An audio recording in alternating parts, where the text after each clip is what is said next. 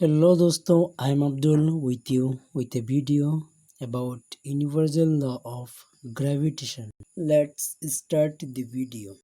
This law states that every object in the universe attracts every other object with a force directly proportional to the product of their masses and inversely proportional to the square of the distance between them. You can see here a object with mass m1 and a object b with mass m2, and r is the distance between these two objects.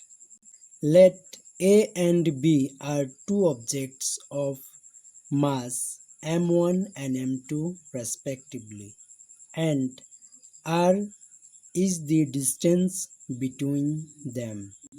Now, according to universal law of gravitation, we know that there is two parts in this law.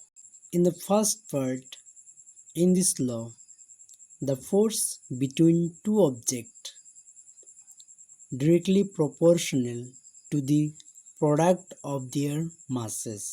So we can write F is directly proportional to the product of mass m1 and m2.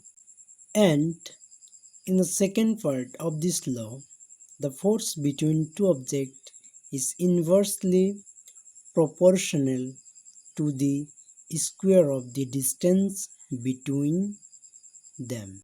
So we can write F is inversely proportional to the r square. From 1 and 2, we can write F is directly proportional to m1 into m2 by r square. Now, if we remove this proportional sign, then we have to put a constant. So, if we put g, which is gravitational constant, then we'll get F equal to g into m1 into m2 by r square, where F equal to force, g equal to universal gravitation constant. M1 and M2 indicates the mass of two objects, and r is the distance between two objects.